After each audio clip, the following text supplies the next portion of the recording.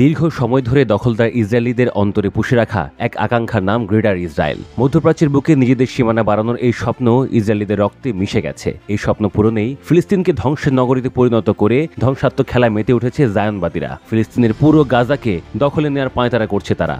শুধু গাজায় নয়, ইসরায়েলিদের কুনজর পড়েছে লেবানন ও সিরিয়ার দিকেও। নিজেদের সেনা পাঠিয়ে এই দুই দেশেরও বেশ কিছু এলাকা দখলে নিয়েছে তারা। এর মাধ্যমে দীর্ঘকাল ধরে ইহুদিবাদীদের হৃদয়ে লালিত সেই গ্রেটার ইসরায়েলের স্বপ্ন এখন ধীরে ধীরে রূপ নিতে শুরু করেছে।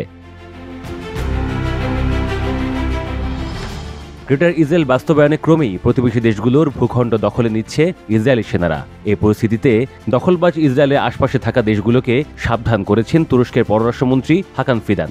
ইসরায়েলি ফিলিস্তিনের পর খুব শিগগিরই সিরিয়া, লেবানন, মিশর, জর্ডান এমনকি তুরস্কের কিছু অংশ দখলে নিতে মরিয়া হয়ে উঠতে পারে বলেও আশঙ্কা করছেন তিনি। দোহা থেকে আল জাজিরাকে দেওয়া সাক্ষাৎকারে তুর্কি পররাষ্ট্রমন্ত্রী গ্রেটার ইসরায়েলের স্বপ্নে ডুবে থাকা দখলবাজ বেনিয়ামিন নেতানিয়াহু সেনাদের নিয়ে এ সতর্কবার্তা দেন। তুর্কি পররাষ্ট্রমন্ত্রী বলেন, ইসরায়েল আশপাশের দেশগুলোর অংশ দখলের মাধ্যমে কৌশলে তাদের ভূখণ্ড বাড়িয়ে চলেছে। এর পেছনে দুটি কারণ রয়েছে। ইসরায়েল চাইছে তাদের ভূখণ্ড বাড়িয়ে গ্রেটার ইসরায়েল প্রতিষ্ঠা করতে। এছাড়া মধ্যপ্রাচ্যের দেশগুলোকে দুর্বল করে রাখার ফন্দি আঁটছে। তারা চাইছে মধ্যপ্রাচ্যের দেশগুলোর মধ্যে বিভেদ তৈরি করতে। তাহলে এসব দেশ এমনি এমনি দুর্বল হয়ে পড়বে। এই সুযোগে মধ্যপ্রাচ্যে একক রাজত্ব চালাবে ইসরায়েল।